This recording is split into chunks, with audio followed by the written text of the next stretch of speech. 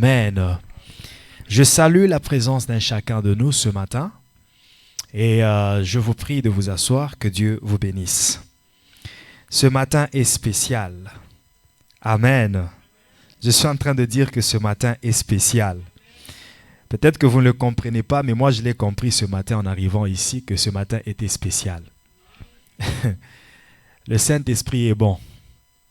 Parce que nous voulons parler de lui, le monde des ténèbres a été mécontent. Il n'a pas voulu que nous puissions parler du Saint-Esprit. Et comme je le disais ce matin, on pouvait couper l'électricité, mais l'onction de Dieu n'était pas coupée. Amen. La première des choses très bizarres qui m'arrive, c'est que je me dis, je vais aller relax parce que juste après, je vais aller travailler. Et je prends ma veste, je mets dans la housse, je la prête pour venir. Et puis comme j'étais en train de fuir Alphaël, je devais prendre le bus. Vous savez ce qui s'est passé avec l'auto, tout ça. Je devais prendre le bus. Et en le fouillant, j'ai oublié ma veste, la housse de veste. Je me retrouve ici comme ça. Et une fois que j'arrive, on connecte tout, paf. La prise saute, les rallonges sont brûlées. Il n'y a pas d'électricité. Et là, je me dis, mais attends, est-ce que c'est seulement normal ou bien il y a quelque chose d'autre? Et voilà gloire qui vient, qui se démène de toutes les façons. Et finalement, on a de l'électricité. On a tout fait, on a connecté partout, ça ne branchait pas. Et finalement, en dernière minute, quand je lui disais, bon, arrêtez seulement, on va prier comme ça, c'est là que ça fonctionne. Et je dis, en tout cas, le monde des ténèbres pouvait s'acharner contre ce programme, mais Dieu gagne toujours. Amen. L'indispensable Saint-Esprit. Est-ce que quelqu'un peut le dire avec moi, l'indispensable Saint-Esprit? Il est vraiment indispensable. Le Saint-Esprit est indispensable. Le Saint-Esprit est cette personne vivante parce qu'il est une personne qu'on ne peut pas se passer de lui. On ne peut pas se passer du Saint-Esprit. Tous nous ne sommes pas indispensables, mais lui, il l'est. Si un de nous manque, l'œuvre de Dieu va se réaliser. Si deux d'entre nous manquent, l'œuvre de Dieu va se réaliser. Si tous nous manquons, Dieu ne va pas stopper de faire son œuvre, il va continuer de la faire. Parce qu'il est Dieu, c'est ainsi que Jésus disait, si vous ne m'adorez pas, si vous ne me chantez pas, si vous ne m'acclamez pas, ces pierres se lèveront et ils m'acclameront. Alléluia. Pour dire quoi? Vous n'êtes pas indispensable. Vous n'êtes pas indispensable. Mais le Saint-Esprit, lui, il est indispensable. On ne peut pas se passer de lui. Dans notre vie, on a besoin du Saint-Esprit. On a vraiment besoin de lui car sans lui, rien de bon ne peut se produire. Sans le Saint-Esprit, l'Église ne peut pas fonctionner. Voilà pourquoi il a fallu que le Saint-Esprit vienne d'abord pour que la naissance de l'Église soit rendue réalisable. Je vais m'expliquer. Parce que la création de l'Église s'est faite à la croix. Ça, c'est la création spirituelle de l'Église. Parce que Dieu fonctionne toujours dans ces deux dimensions, l'esprit et le physique. Lui est esprit, mais il veut toujours une représentation physique de ce qui est spirituel. C'est pourquoi il crée Adam, il crée l'homme plutôt. Il crée l'homme esprit. Et cet esprit contenait en soi le masculin et le féminin. Et après, comme la dimension de l'esprit est réalisée, il fallait maintenant reproduire la dimension du physique. Et là, Dieu va former avec de l'argile, il va former un corps à cet esprit qu'il avait créé. Il prend l'esprit, il le met dans le corps. Et c'était facile pour lui de tirer la femme parce qu'elle était déjà dans l'esprit. Il ne fallait pas créer un autre esprit. Mais comment l'Église naît, mais c'est la même procédure que Dieu utilise. À la croix, Jésus mourant, la Bible dit on lui perce les côtes et l'eau et le sang sortent, ce qui est symbole de l'Esprit de Dieu. Et c'est ça même la naissance de l'Église. L'Église est née de cette côte-là qui a été percée, qui a fait sortir l'eau et le sang. Mais la réalisation physique de cette Église s'accomplit dans Actes chapitre 2, le verset 1er. Lorsque, à la chambre haute, l'Esprit descend. C'est là maintenant que l'Église, qui était une naissance spirituelle, devient maintenant une naissance physique. Et qu'est-ce que Jésus leur avait dit? Restez à Jérusalem jusqu'à ce que je vous envoie celui que je vous avais promis. Ils sont restés là, la Bible dit, ils étaient dans la chambre haute où ils se tenaient d'ordinaire. Leur vie était ordinaire, c'était une routine. Nous sommes là, on a peur de sortir, on a peur parce que dehors on va nous juger d'être ceux qui ont suivi Christ. Ils avaient peur, ils priaient entre eux dans la chambre haute et c'était ordinaire. Un certain jour, ils quittent la dimension de l'ordinaire pour aller dans le hors du commun. C'est-à-dire ils prient d'une manière surordinaire, surnaturelle. Et là, le Saint-Esprit descend le jour de la Pentecôte.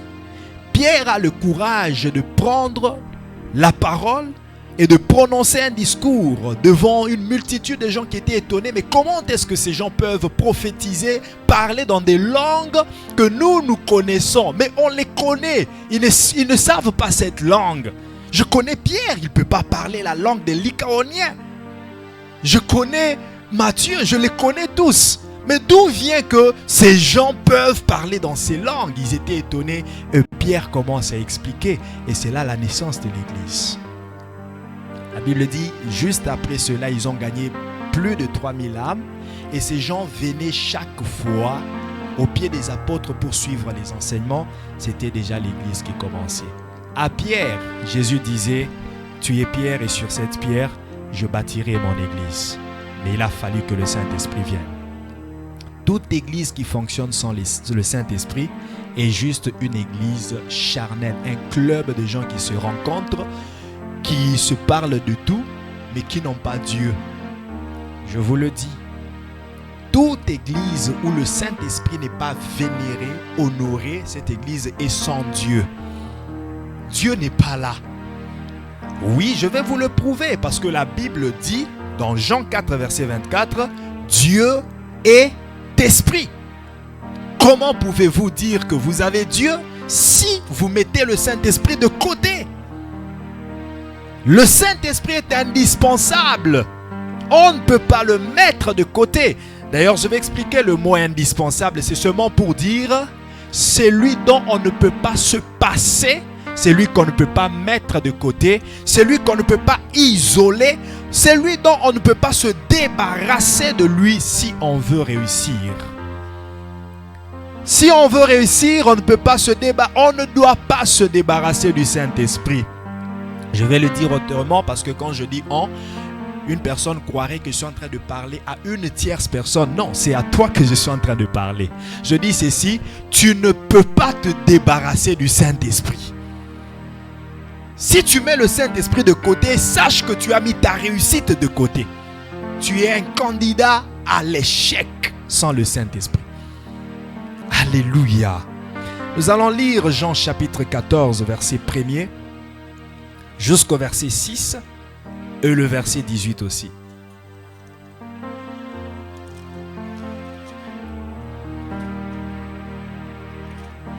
Jean 14, 1 à 6 et le verset 18. Je lis au nom de Jésus. Que votre cœur ne se trouble point. Croyez en Dieu et croyez en moi. Il y a plusieurs demeures dans la maison de mon Père. Si cela n'était pas, je vous l'aurais dit. Je vais vous préparer une place.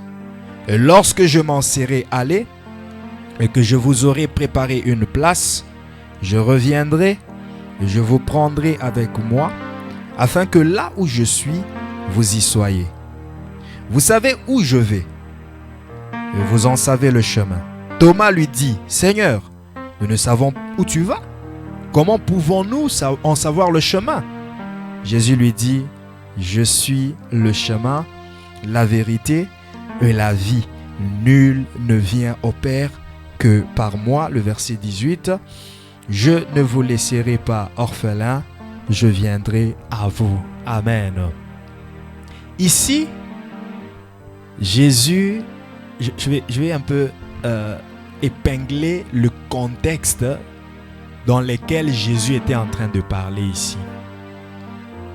Ce discours est un discours d'une personne qui est en train de faire ses adieux, d'une personne qui est en train de dire au revoir, une personne qui est en train de dire avec toute peine dans le cœur, j'ai ce choc que je suis en train de partir et que vous restez. Je me soucie de vous qui êtes en train de rester, comme un parent qui sent sa mort s'approcher et qui se dit, mais ces enfants, comment resteront-ils? Que feront-ils? Seront-ils capables de se prendre en charge? Seront-ils capables de réaliser des grandes choses? C'était ça le souci de Jésus. Jésus était en train de se soucier pour les disciples qu'il laissait, mais surtout pour l'humanité, pour toi et moi qui sommes là aujourd'hui. C'était ça le souci de Jésus. Parce que si tu analyses son discours, c'est comme il voulait dire beaucoup de choses, mais il n'arrivait à rien dire. Et ainsi, il commence à consoler les autres pour leur dire que votre cœur ne se trouble pas. Comment on est avec toi? Comment tu peux nous dire de ne pas nous troubler? Tu es là.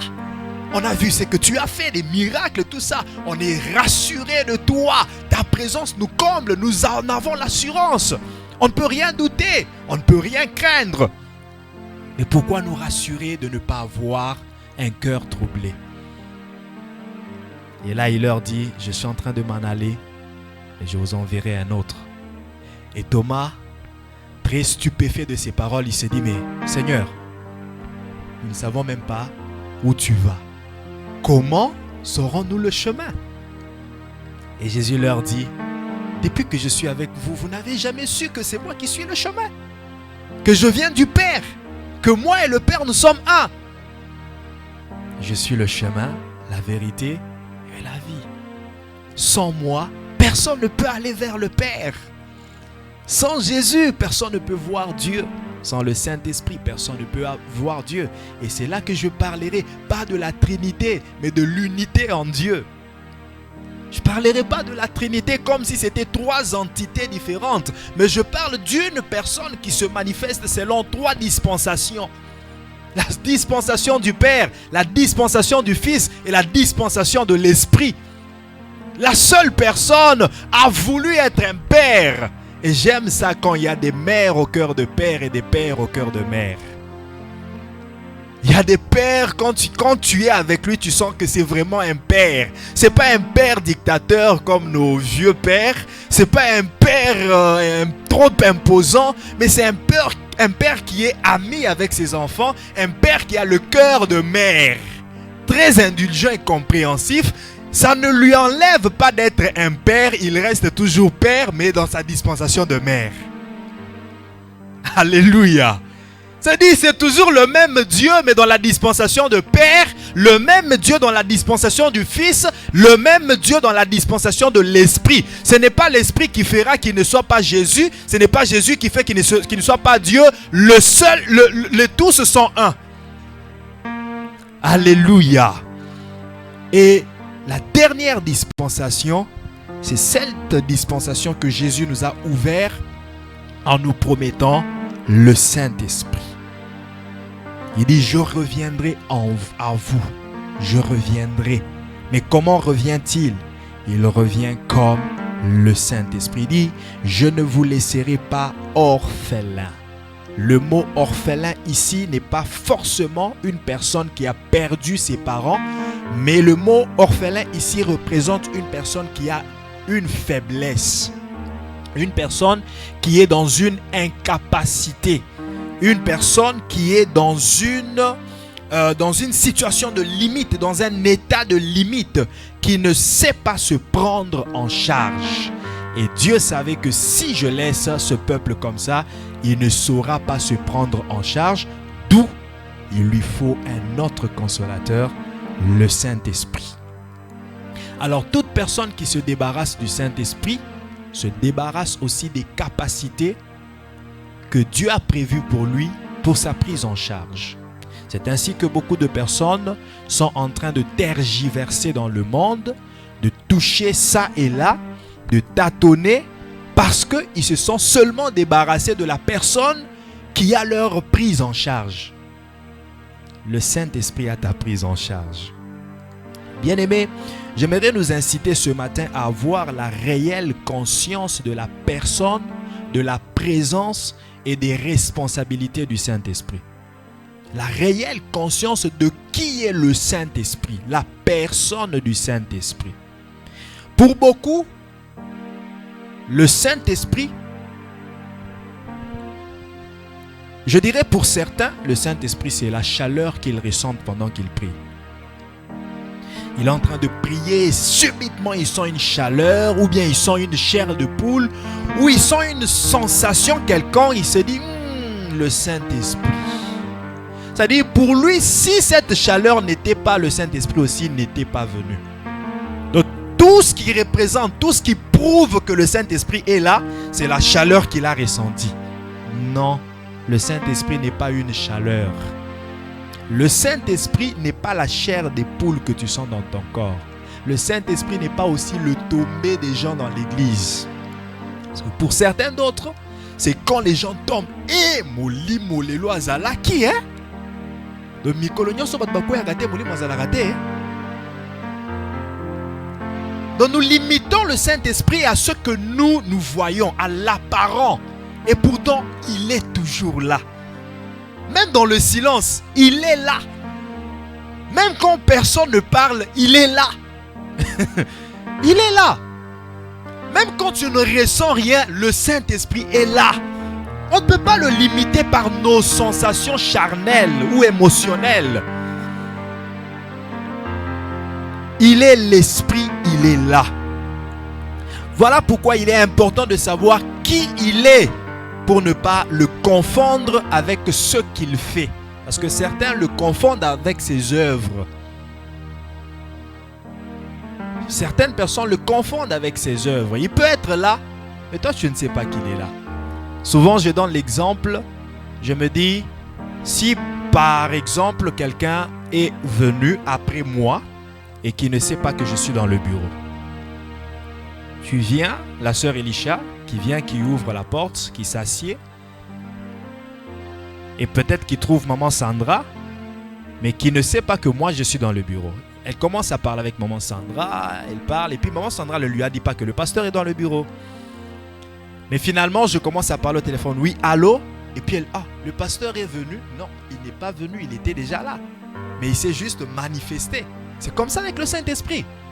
Il est là, mais parfois il est juste calme. Mais quand il commence à se manifester, les gens croient que c'est à ce moment qu'il est venu. Ces manifestations, c'est quoi? C'est lorsque les gens commencent à tomber. C'est lorsque les gens commencent à sentir le feu en eux. Là, il se manifeste. Mais la manifestation n'est pas sa venue. Il était déjà là, mais tout en étant calme. Alléluia. Le Saint-Esprit est qui? Premièrement, le Saint-Esprit, c'est Dieu. Jean 4, verset 24, Dieu est esprit. Le Saint-Esprit est Dieu. Le Saint-Esprit, c'est Jésus-Christ. 2 Corinthiens 3, verset 17, si je ne me trompe pas, c'est Paul qui le dit. Or, le Seigneur, c'est l'Esprit. Mais qui est le Seigneur? C'est Jésus-Christ. Donc, Jésus-Christ est Esprit. Amen. Des petits syllogismes, mais qui nous permettent de comprendre. Or, le Seigneur, c'est l'Esprit. Qui est le Seigneur? Jésus. Donc, Jésus est Esprit. Amen. Deuxièmement, qui est l'Esprit? Qui est le Saint-Esprit? Le Saint-Esprit est une personne vivante. Ce n'est pas une chose. Le Saint-Esprit n'est pas la bouteille d'huile. Non. Ça, ce n'est pas le Saint-Esprit. Le Saint-Esprit n'est pas la chaleur, comme je le disais. Ce n'est pas l'eau. Le Saint-Esprit n'est pas une chose. Même pas une colombe. Le Saint-Esprit n'est pas une colombe. La Bible a été claire en disant que l'Esprit est descendu sous une forme corporelle comme une colombe. Mais il n'a pas dit que le Saint-Esprit était une colombe. Sinon, toutes les colombes et tous les pigeons que nous voyons, c'est ça le Saint-Esprit. Donc si tu as besoin du Saint-Esprit, tu vas au marché, tu achètes un pigeon. Tu as le Saint-Esprit chez toi. Alléluia. Il est descendu. Ça veut dire quoi? Il peut prendre n'importe quelle forme qu'il veut. Parce qu'il est souverain, parce qu'il est Dieu. Vous savez quoi? Si le Saint-Esprit se décide ce matin de prendre la forme de ce lutrin, je vous dis, toute personne qui touche le lutrin sera guéri, sauvé, béni. C'est lui qui le veut, c'est lui qui le fait. Ce n'est pas à quelqu'un de décider que maintenant c'est le lutrin et puis les gens mettent leur foi dans le lutrin. Non, c'est l'Esprit qui décide. Et il prend la forme qu'il veut. Comme j'ai l'habitude de le dire, Dieu est tellement grand que l'univers ne peut pas le contenir. L'univers tout entier, pas seulement la Terre, mais toutes les planètes, l'univers tout entier ne peut pas contenir Dieu. Il est tellement grand, personne ne peut s'imaginer sa grandeur. Mais regardez ce qu'il fait. Il se résout pour être contenu par nos petits cœurs. Jusqu'au point que nos petits cœurs peuvent contenir Dieu.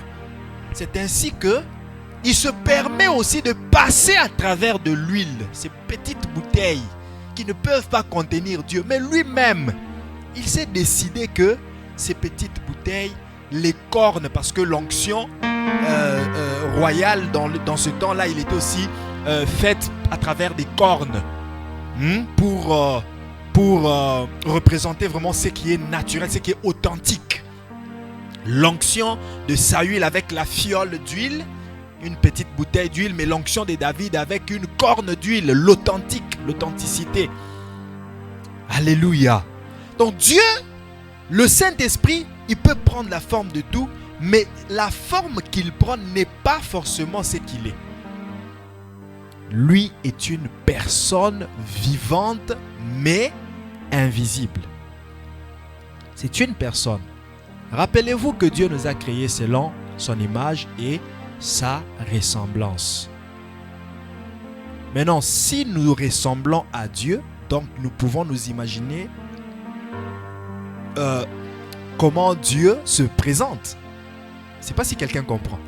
Si nous sommes créés à l'image et à la ressemblance de Dieu, nous pouvons aussi avoir une image de comment Dieu est, mais dans le spirituel. C'est-à-dire la silhouette spirituelle de Dieu, exactement cette silhouette que j'ai. Le spirituel, il est tel que je suis, mais intouchable, invisible. Parce qu'il nous a créés à son image et à sa ressemblance. Donc le Saint-Esprit est une personne telle que la personne que tu vois à côté de toi, mais seulement lui n'a pas de chair. Il est esprit. Et c'est une personne. Pourquoi je dis ça?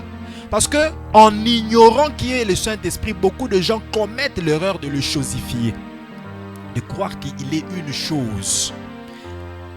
Et ça, souvent, les gens le commettent. Je ne sais pas si dans d'autres langues ça se dit aussi, mais en lingala, les gens le disent souvent. Zambe tina molimonayo, molimonayo ekite langai.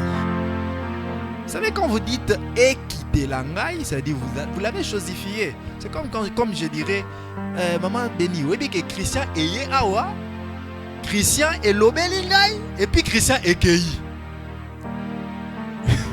Ça veut dire quoi? Christian est une chose. Christian aye awa, c'est une personne. Vous savez, même quand vous parlez avec Dieu, l'expression compte. C'est que vous dites compte. Le Saint-Esprit est une personne. Lorsque vous parlez de lui, songez toujours à une personne. Que c'est une personne. Vous parlez d'une personne. Ce n'est pas une chose. Ce n'est pas un abstrait. Non, le Saint-Esprit n'est pas un abstrait, c'est une personne. Alléluia. Alors, il faut aussi avoir la conscience, pas seulement de sa personne, mais aussi de sa présence. Il faut avoir la conscience de la présence du Saint-Esprit. Il est là autour de moi. Il est là lorsque j'entre dans le bus. Il est là lorsque j'entre dans la douche. Il est là lorsque je m'endors. Il est là lorsque je marche. Il est là lorsque je prie. Il est là lorsque je ne prie pas. Lorsque je mange, le Saint-Esprit est là en tout temps, à tout moment. Il est là. En fait, il y a des gens qui savent que le Saint-Esprit est là, mais qui n'ont pas la conscience de la présence du Saint-Esprit. Jusqu'au point que il prend des décisions sans consulter le Saint-Esprit. C'est-à-dire, quand tu prends des décisions, tu ne tiens pas compte qu'il y a une autre personne avec toi à qui tu peux parler de ce problème. Tu ne le consultes pas. C'est comme vivre avec quelqu'un dans la maison, mais faire des choses sans lui dire. Et puis, tu es là. Peut-être aussi que tu souffres dans ton coin. Tu as besoin de consolation, tu as besoin de conseils. Mais tu ne regardes pas qu'il y a une personne à côté de toi à qui tu peux dire, écoute, regarde ce que j'ai comme problème. Et c'est ce que nous faisons chaque jour avec le Saint-Esprit.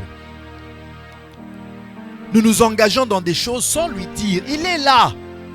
Mais juste Saint-Esprit, je veux aller acheter un réfrigérateur.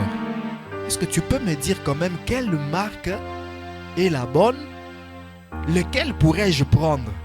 Et puis il te dit, mais pourquoi tu veux acheter un réfrigérateur maintenant? Est-ce que tu n'as pas d'autres dépenses à faire que d'acheter un réfrigérateur maintenant? Il te pose ce genre de questions et tu te dis, mais ouais, tu as raison Saint-Esprit. Je peux attendre pour le réfrigérateur, ça peut encore attendre. Comme j'ai aussi un autre projet, je peux faire ce projet-là. En quelque sorte, c'est une méditation. Parce que c'est quoi la méditation? C'est réfléchir ensemble avec le Saint-Esprit sur base de la parole de Dieu. Mais il y a des gens qui se réveillent le matin, même pas dire bonjour au Saint-Esprit. Pourquoi? Parce qu'il est ignorant que le Saint-Esprit est une personne qui est à côté de lui. Et non seulement à côté de lui, mais en lui aussi. Parle-lui. Aie la conscience de sa présence. Il est là.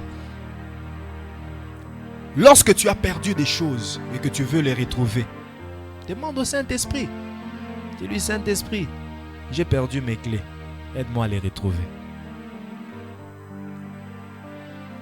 Vous savez, faites cette expérience. Perdez quelque chose, commencez à la chercher par vous-même. Vous allez tourner en rond, tourner partout sauf là où la chose est. Et parfois même, qu'est-ce qui arrive? Vous allez me donner raison. Parfois, ça tape dans votre tête. Regarde dans les tiroirs. Et tu te dis, non, je ne suis pas passé dans les tiroirs. Je vais là où j'étais passé. Tu vas là-bas, il n'y a pas. Ça tape encore. Regarde dans les tiroirs. Et puis finalement, tu cherches partout, tu ne trouves pas. Quand tu vas dans les... Ah, mais il y a où les tiroirs? Mais c'est le Saint-Esprit qui te disait que c'était dans les tiroirs. Alléluia. On se débarrasse de lui. On ne fait pas cas de lui. On se croit être compétent, capable par nous-mêmes. Et pourtant, il est le paraclet.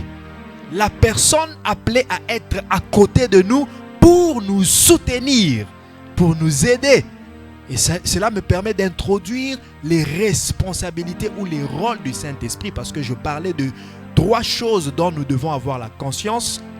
C'est la personne du Saint-Esprit, la présence du Saint-Esprit, mais aussi les responsabilités du Saint-Esprit. Qu'est-ce qu'il a comme responsabilité dans ta vie? Bien-aimé, il n'est pas bien de se laisser conduire par la chair. Il faut se laisser conduire par l'Esprit de Dieu. Je vais d'abord lire Galates chapitre 5, versets 16 à 17 qui nous le dit bien. Il ne faut pas se conduire par la chair. Les émotions te disent fais ceci et tu t'empresses de le faire. Les sentiments charnels, les désirs charnels te demandent de faire, d'accomplir quelque chose et tu t'empresses de le faire. Non. Laisse-toi plutôt être conduit par le Saint-Esprit. Je dis donc, marchez selon l'Esprit et vous n'accomplirez pas les désirs de la chair. Car la chair a des désirs contraires à ceux de l'esprit, et l'esprit en a de contraires à ceux de la chair. Ils sont opposés entre eux. Pourquoi? Afin que vous ne fassiez point ce que vous voudriez. Maintenant, c'est ici qu'on doit se poser la question. Est-ce que ce que je veux est forcément ce qui doit se faire dans ma vie? Non. Ce n'est pas ce que je veux qui doit forcément se faire. Ce n'est pas ce que je veux. Je veux 100 000 dollars maintenant, là, immédiatement. 100 000 dollars. Mais est-ce que c'est forcé que tu aies 100 000 dollars maintenant? Non. Si Dieu le veut, oui. Mais si Dieu ne le veut pas, c'est pas forcé. Afin que vous ne fassiez pas ce que vous voudriez. Il y a des gens qui s'accrochent à ce qu'ils veulent. Ils s'accrochent tellement à ce que lui veut. Et il oublie ce que le Saint-Esprit veut. C'est ce que tu veux, mais est-ce que c'est ce que le Saint-Esprit veut? Parce que ces deux notions seront toujours opposées, ces deux désirs seront toujours opposés jusqu'à ce que tu découvres ce que Dieu veut pour toi et que cela se réalise dans ta vie. Les enfants d'Israël pour dire, nous voulons manger. Nous voulons manger immédiatement. Trouve-nous la nourriture. Maintenant même. Dieu leur dit, mais vous pouvez aussi jeûner aujourd'hui. Vous pouvez jeûner jusqu'à demain. Et puis demain, nous allons voir ce qu'on peut faire. Non. Moïse, nous voulons manger maintenant. Immédiatement là. Dieu dit, non. Attendez. Il y a quelque chose de plus bon, de plus meilleur pour vous demain. Mais les enfants d'Israël, ils se sont acharnés contre Moïse jusqu'à dire, nous étions mieux en Égypte et tu nous as enlevés de là pour nous amener au désert afin que nous mourions ici. Finalement, quand Dieu a écouté ces paroles, quand Dieu a vu la peine de Moïse, qu'est-ce que Dieu fait? Dieu leur donne la caille. Dieu leur donne une viande qu'ils devaient manger et finir seulement le même jour. C'est ce que vous voulez. Nous voulons manger, mais est-ce que c'est ce que Dieu veut? Alors, prenez votre viande, mangez-la, mais avec des restrictions. Pour dire quoi? Ce qui émane de la volonté permissive de Dieu ne dure pas longtemps. Il n'y a que ce qui émane de la volonté parfaite de Dieu qui est éternelle.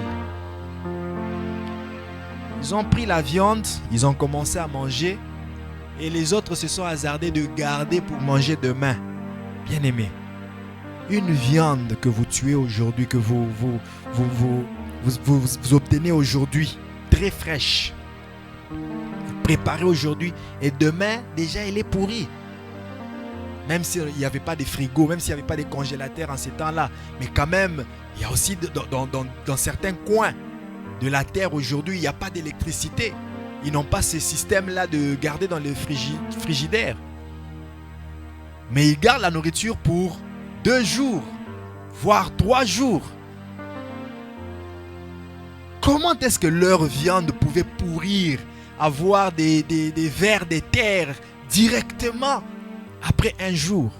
C'est parce qu'ils ont voulu quelque chose que Dieu ne voulait pas. Nous voulons un roi. Donne-nous un roi. Nous voulons un roi. Ah bon? Prenez Saül. Il a fait combien de temps au pouvoir?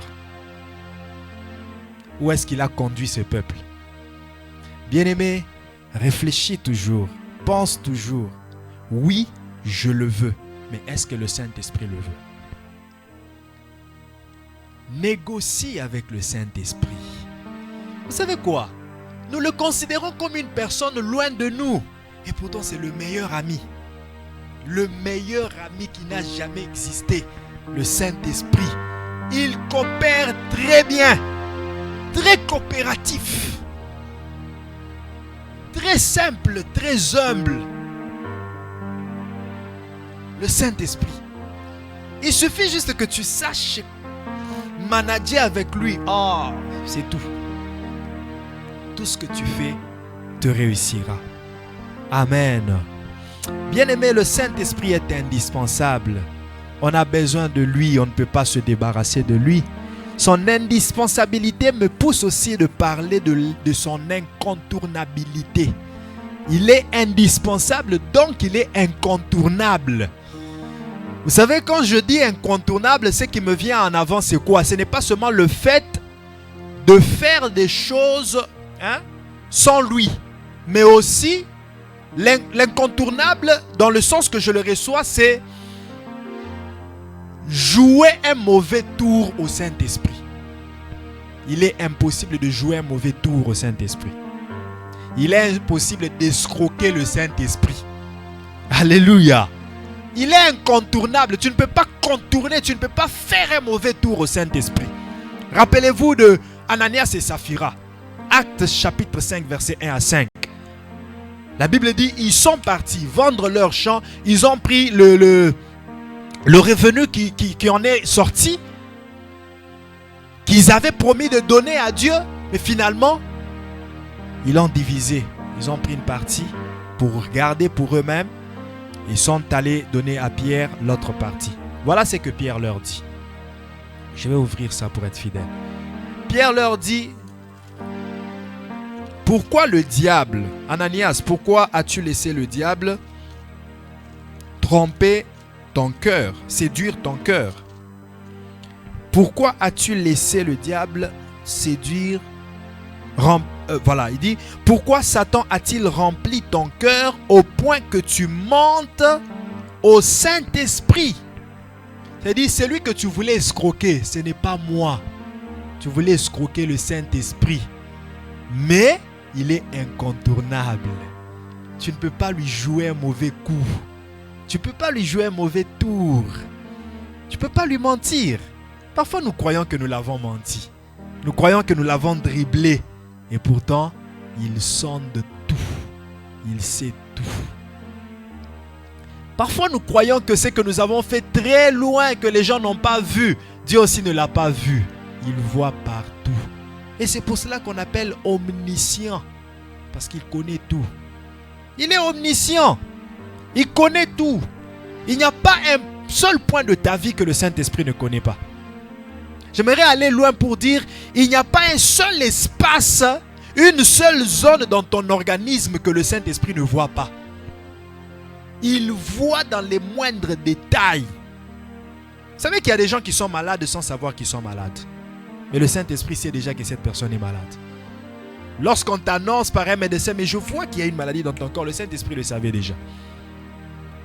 Maintenant, si tu te débarrasses du Saint-Esprit, comment sauras-tu que tu es en bonne santé ou bien tu es malade? Mais si tu es avec lui, il peut te le prévenir. C'est ainsi que le Saint-Esprit utilise certains prophètes pour dire à certaines personnes, je vois dans ton corps qu'il y a un début de cancer. Ah bon? Il va faire le checking exactement.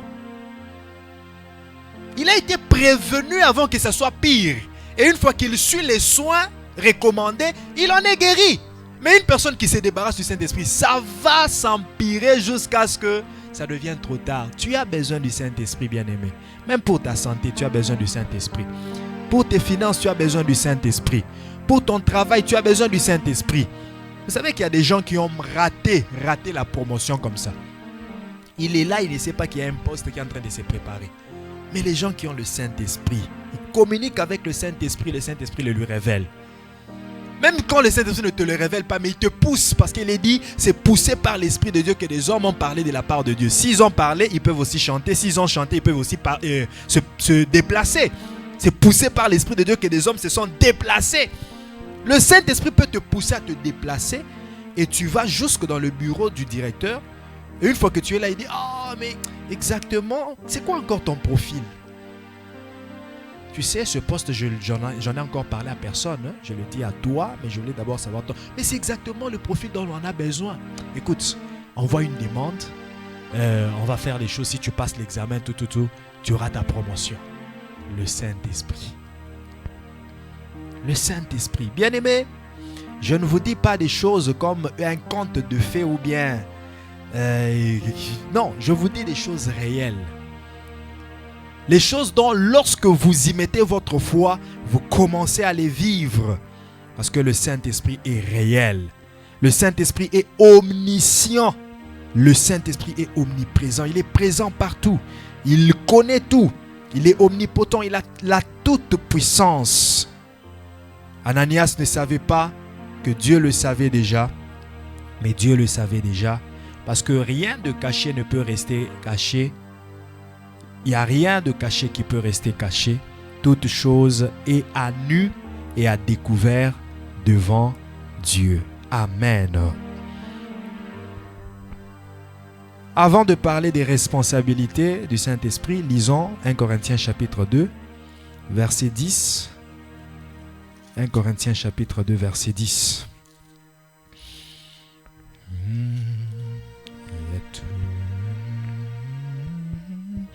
Verset 10, la Bible dit: Dieu nous les a révélés par l'Esprit, car l'Esprit sonde tout, même les profondeurs de Dieu. L'Esprit sonde tout, même les profondeurs de Dieu.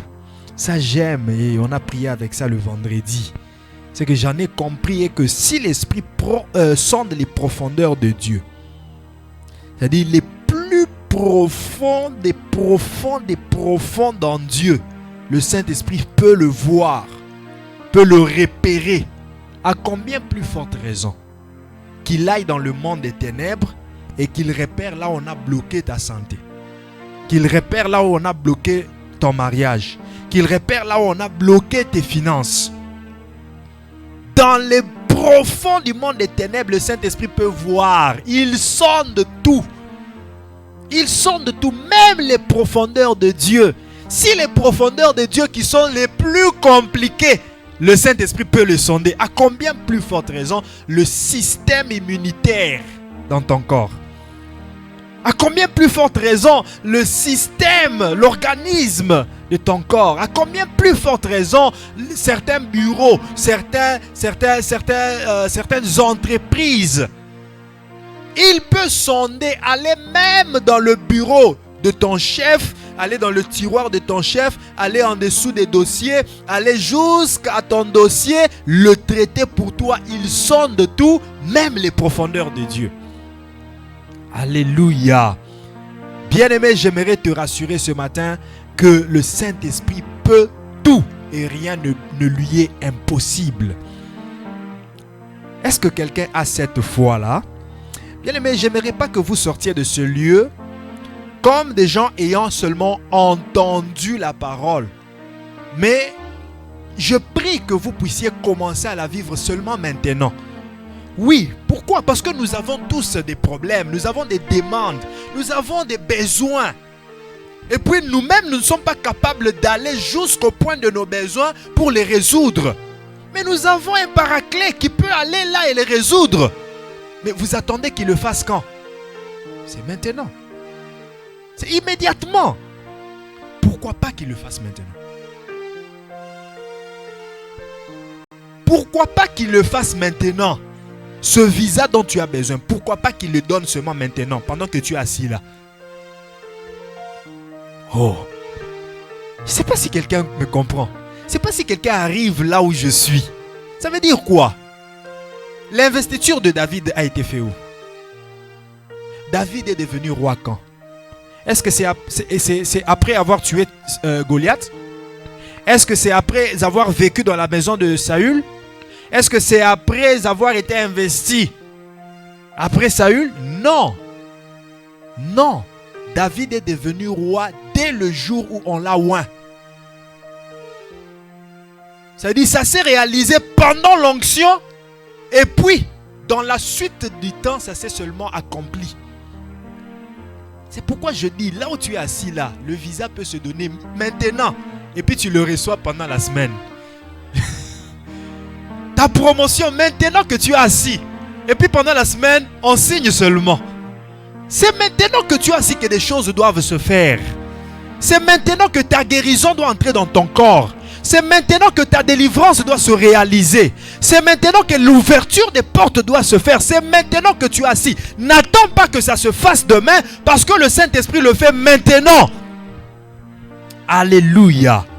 Les rôles et les responsabilités du Saint-Esprit, ça aussi c'est une chose que nous devons savoir et en avoir la conscience. Le Saint-Esprit enseigne. C'est un grand enseignant, c'est un bon enseignant. Le Saint-Esprit enseigne plus que les enseignants de ce monde, plus que les professeurs des universités. Le Saint-Esprit enseigne. Il peut t'enseigner sur toutes choses. D'ailleurs, ça me rappelle ce qu'on se disait hier avec le frère Christian qui est là. Pendant que nous étions en train de monter, de couvrir ce podium, j'ai commencé seul. Vous savez, dans ce pays, si vous n'êtes pas capable de travailler seul, de faire certains métiers seul, vous ne serez qu'à dépenser de l'argent. Hein? Vous appelez quelqu'un, est-ce que tu peux faire ça pour moi? Il te taxe des factures très chères. Si tu n'apprends pas le métier, même chez toi à la maison, tu seras toujours à dépenser. Mais tu peux aussi sauver de l'argent en faisant certaines choses toi-même. Et puis on s'est dit, on va le faire nous-mêmes. D'ailleurs, le meilleur métier que Jésus nous avait laissé, c'était quoi? C'était le bois. Le charpentier. Donc c'est à nous de faire ça. Et nous étions en train de faire sans expérience, sans quoi. Pendant qu'ils étaient en train de faire, j'ai commencé, ça n'a pas réussi. Voilà ce que le Saint-Esprit me souffle. Mais pourquoi tu n'enlèves pas? Tu plies le tapis, tu le plies et puis tu le tapotes avec le marteau. Ça devient un peu léger et ça te permet de bien tirer. Je me dis, mais attends, d'où vient cette pensée? D'où vient cette idée? Il n'y a que le Saint-Esprit qui peut me la donner. Je n'ai pas appris ça à l'école. Ah, voilà. Le problème avec vous, c'est que si quelqu'un vous dit que c'est moi qui a fait, c'est là maintenant que vous commencez à avoir des erreurs. Non, je vois là-bas, c'est comme si ce n'est pas bien fait. Si je vous avais dit que c'était Arthur Bélanger qui l'avait fait, vous n'allez pas voir des erreurs, hein? Parce que c'est un Québécois. Parce que c'est moi, là, vous voyez des erreurs. Est-ce qu'il y a des erreurs ici? Alléluia. Bien-aimé, le Saint-Esprit est un enseignant. Il peut vous enseigner des choses que vous n'avez pas appris à l'école. Il y a des gens qui ne sont pas partis à l'école de musique, mais qui chantent très bien par le Saint-Esprit. Des gens qui n'ont jamais fait de cours de peinture, mais qui te peignent très bien plus que ceux qui sont passés par cette école. Le Saint-Esprit est un enseignant. Il peut t'enseigner des choses. Il est là pour t'enseigner. Les gens qui sont toujours... Mais les pasteurs prêchent toujours. Il faut méditer. Il faut prier. Mais moi, je ne sais pas comment prier. Est-ce que tu as déjà demandé au Saint-Esprit? Saint-Esprit, apprends-moi à prier. Apprends-moi à méditer. Il va t'enseigner. Moi, je suis limité. Je peux faire tout, t'enseigner, dire ceci, faire cela. Tu sais, quand tu médites, il faut que tu fasses. Je suis limité. Mes paroles ne suffisent pas. Si le Saint-Esprit lui-même t'enseigne, ah, bien-aimé, tu seras un grand méditeur. Est-ce que ça existe, le mot méditeur? On l'a inséré aujourd'hui dans le dictionnaire. Luc chapitre 12, versets 11 à 12. Luc 12, 11 à 12, la Bible dit: ne vous tourmentez pas pour parler lorsque vous serez. Quand on vous mènera devant les synagogues, les magistrats et les autorités, ne vous inquiétez pas de la manière dont vous vous défendrez, ni de ce que vous direz, car le Saint-Esprit vous enseignera à l'heure même ce qu'il faudra dire. Ça prouve que le Saint-Esprit est un enseignant. Jean 14, verset 26. Jean 14, verset 26. Spirit of God, aide-moi. Mais le consolateur, l'Esprit Saint que le Père enverra en mon nom, vous enseignera toutes choses et vous rappellera tout ce que je vous ai prescrit, tout ce que je vous ai dit. Le consolateur vous enseignera toutes choses. Toutes choses. Vous savez, avec Dieu, quand il dit toutes choses, c'est toutes choses. Je dirais même, c'est toutes choses, toutes bonnes choses. Ce que Dieu veut de nous, c'est toujours les bonnes choses. Il dit que le Saint-Esprit vous enseignera toutes choses. Toutes choses. Je ne sais pas si tu te représentes un peu toutes choses. Bien-aimé, je vais rejoindre les gens qui ont toujours l'habitude de dire: ne dites jamais je ne sais pas. Ne dites jamais je ne peux pas. Ça ne doit pas être dans votre vocabulaire. Est-ce que tu peux faire ceci? Ah non. Ceux qui ont l'Esprit de Dieu ne tiennent pas ces langages. Ceux qui ont l'Esprit de Dieu savent tout faire. Est-ce que tu as des compétences en statistique? Je me regarde, j'en ai pas. Mais je regarde l'Esprit, l'Esprit en a. Oui, j'en ai. Ah oui, hein? Oh, mais je vous dis, qui a inventé le compte d'épargne? Qui a inventé le compte d'épargne? Aujourd'hui, nous sommes en train de le compte d'épargne. Qui a inventé le compte d'épargne? La première fois qu'on a épargné, c'est où? C'est en Égypte, avec Joseph. Où est-ce qu'il a appris ça? Il a fait des études de comptabilité et des économies. Qui a construit l'arche de l'Alliance? Bezalel. Était-il parti faire des études en plan ou en architecture?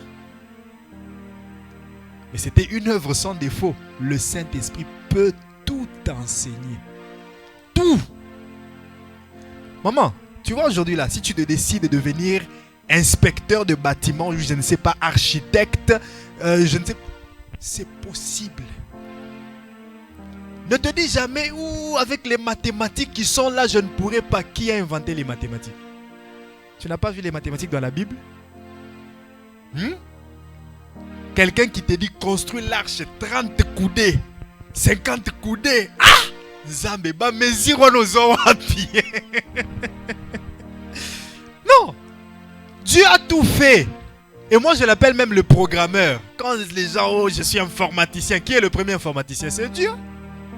Il programme pour que un cycle de jour et nuit, un algorithme qui tourne, lumière, ténèbres, lumière, ombre, lumière, ombre. Chaque jour, c'est comme ça. Mais c'est un algorithme, c'est tout un programme. Alléluia. L'informaticien qui détectera ce code-là, le code qui fait tourner le monde. Ah, je ne sais pas. Il n'y en aura pas. Le Saint-Esprit peut tout enseigner. Tout. Mais il est aussi le consolateur. C'est aussi un rôle qu'il joue dans notre vie. Il console. Il console. Quand tu te débarrasses du Saint-Esprit, tu te débarrasses aussi de ses enseignements. Tu te débarrasses aussi de ses consolations. Tu seras en train de pleurer dans ton coin. Tu seras isolé. Tu seras dans la lamentation. Tu seras dans le trouble.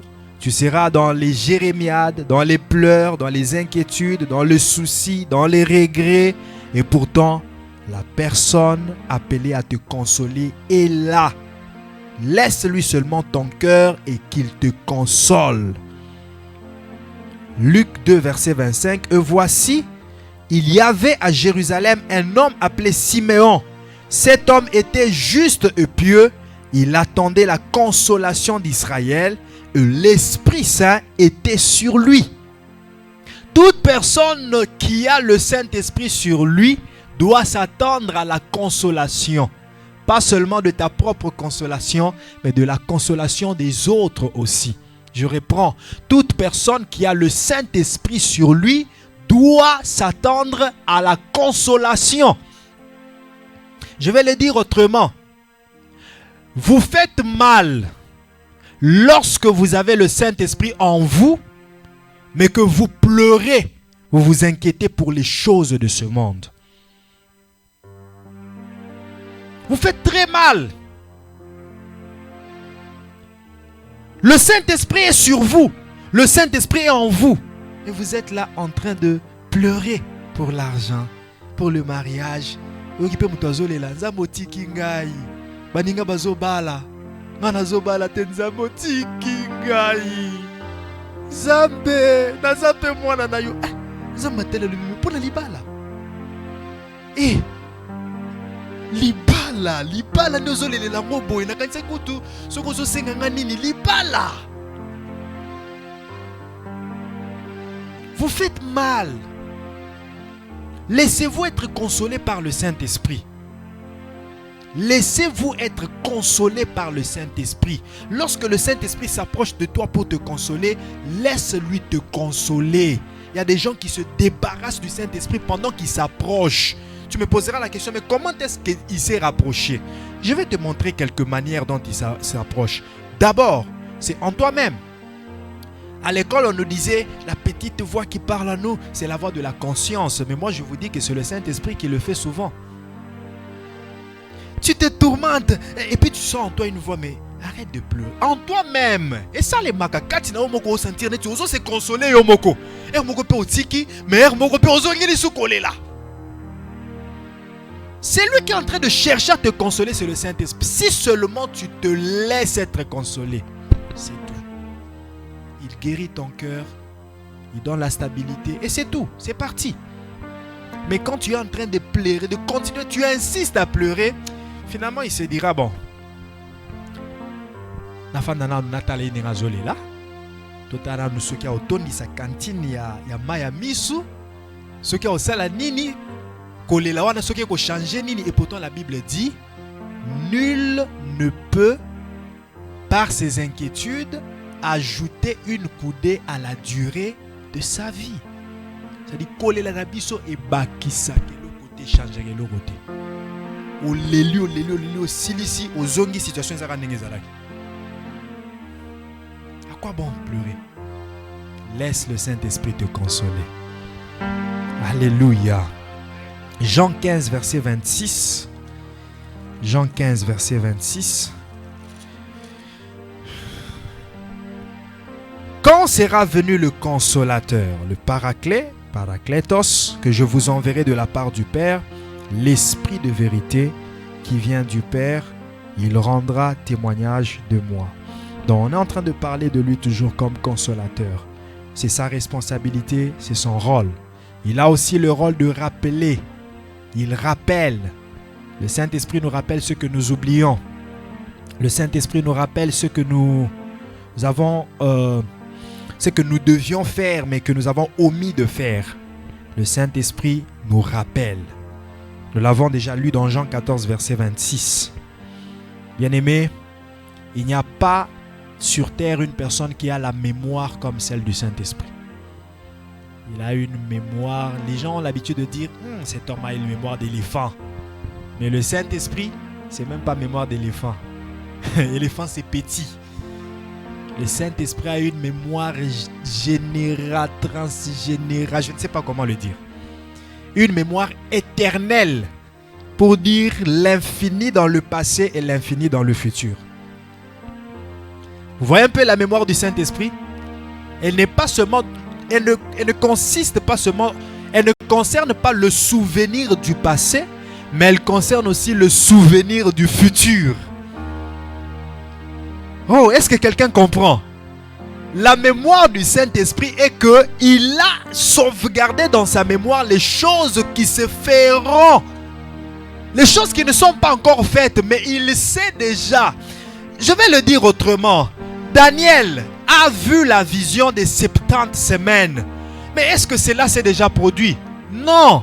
Même dans notre temps, ce n'est pas encore produit. Ça se fera.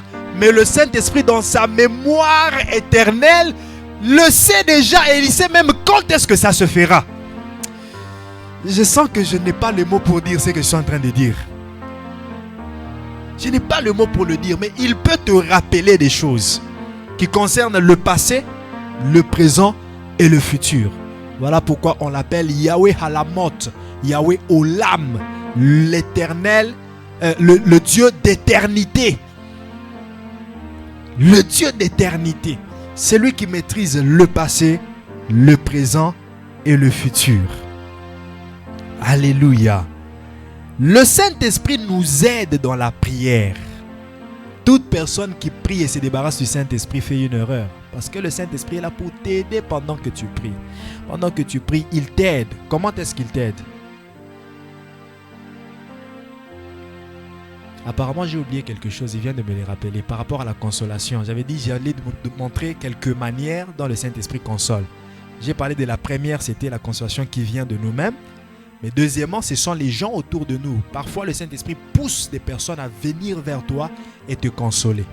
Et lorsque tu te débarrasses, tu ne veux pas parler à cette personne, tu t'empêches de recevoir ta consolation. Amen.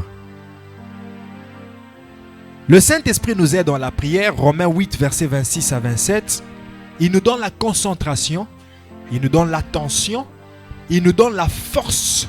Vous savez, parfois vous priez, vous êtes fatigué. Vous priez, vous avez très sommeil. Je crois que ça vous est déjà arrivé. Vous vous dites, je veux vraiment prier aujourd'hui. Mais quand vous vous réveillez, 2 heures du matin, très fatigué, je te dis que je dorme ou que je prie. Mais tu as envie de prier. Tellement fatigué, tu te dis, bon, je commence à prier, je commence à prier. Puis le Saint-Esprit te dit, lève-toi. Tu te lèves, tu commences à marcher. Et puis après 30 minutes, paf, ça se fait automatiquement. Tu ne ressens plus la fatigue, tu pries. Et pourtant, dans les premières 5 minutes, si tu t'étais seulement dit de mettre ta tête sur l'oreiller, c'est fini. Tu n'allais pas prier.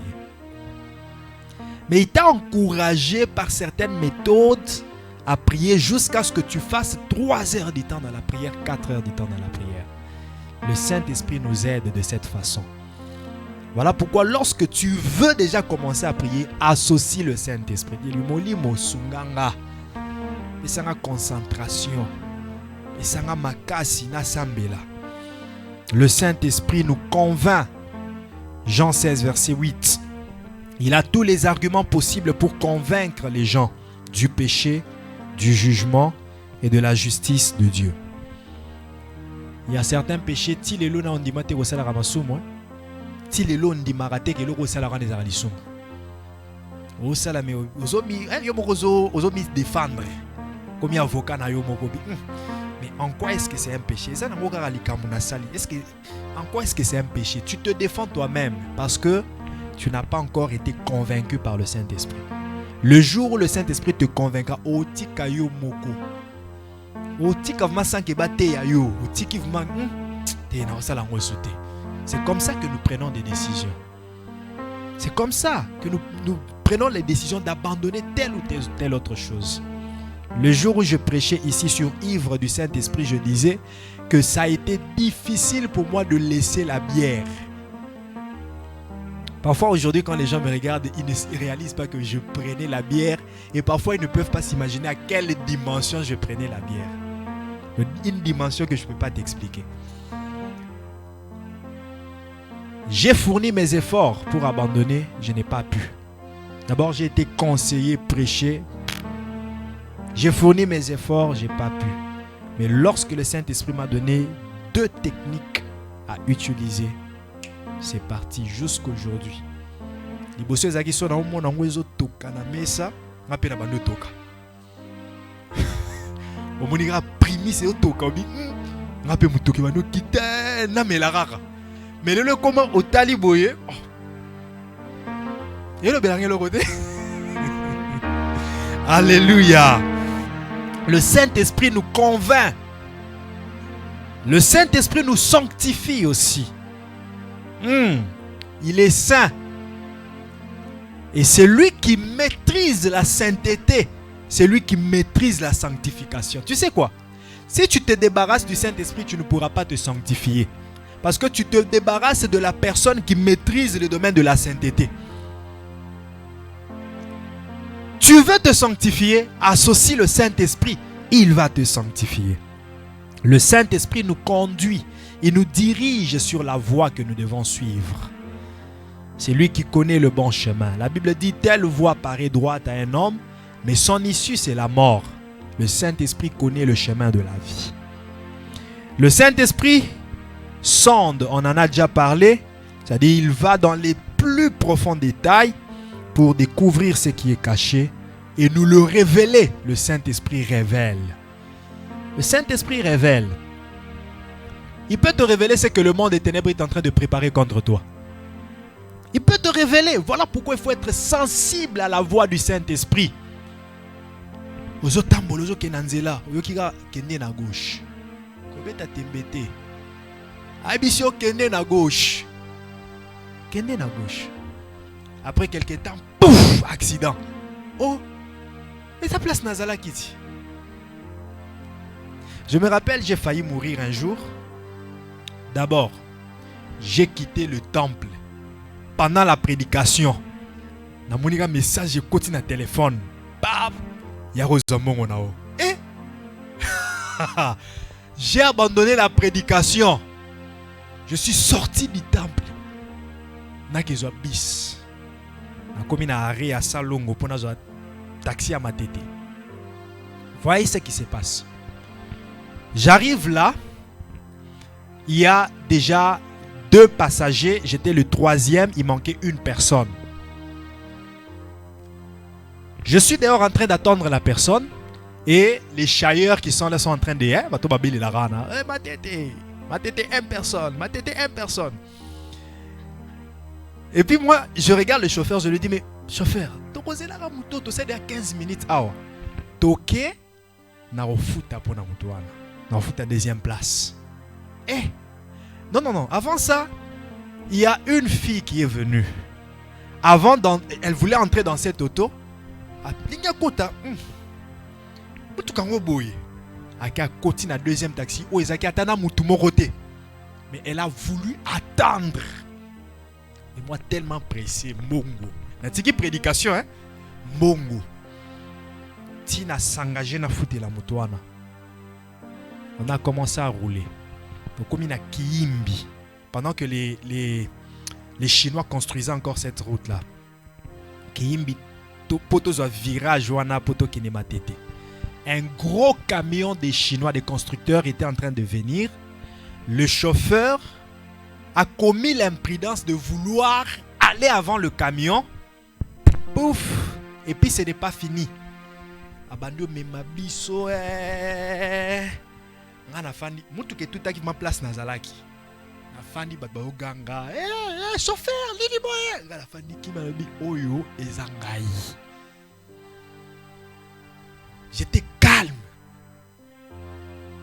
Oyo, c'est moi. Et quand je suis sorti, bêtise lisusu, ole na zonga kilt na zu moto. Non. J'ai pris la moto jusqu'à ce que j'aille. C'est comme ça que parfois nous mourons. Parce que le Saint-Esprit te dit, va à gauche, toi tu tiens seulement à aller à droite. Le Saint-Esprit conduit, bien-aimé. Le Saint-Esprit oint, il nous remplit de son onction, il nous alimente de sa puissance, il nous alimente de son onction, de son feu. Actes chapitre 2, versets 1 à 4. Le jour de la Pentecôte, ils ont été alimentés d'un feu en eux. Ils ont commencé à parler dans des nouvelles langues. Et finalement, le Saint-Esprit établit. Actes chapitre 20, verset 28. Le Saint-Esprit établit. Je prie Dieu que le Saint-Esprit puisse t'établir en cette année 2021. Qu'il t'établisse au poste dont tu as besoin. Qu'il t'établisse dans la parcelle dont tu as besoin. Qu'il t'établisse dans les finances. Qu'il t'établisse en tout et pour tout ce dont tu as besoin.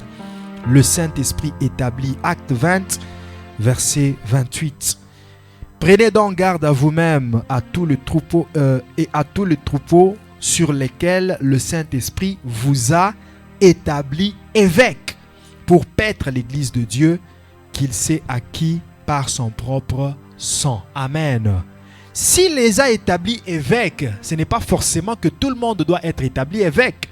Il y en a aussi qui doivent être établis président de la République, comme toi. Il y en a aussi qui doivent être établis ministres, comme toi. Il y en a aussi qui doivent être établis PDG des entreprises, comme toi. Même si tu ne dis pas Amen. Ah, vous avez dit Amen, que Dieu vous bénisse. Il en a établi des évêques. Comme il établit des évêques, donc il établit aussi des directrices d'entreprise, il établit aussi des PDG, il établit aussi des médecins, il établit. Le Saint-Esprit établit. Tu veux être établi? Passe par le Saint-Esprit. Amen. Bien-aimés, nous allons prier. Je vais vous prier de vous tenir debout. Est-ce que nous pouvons acclamer la parole du Seigneur?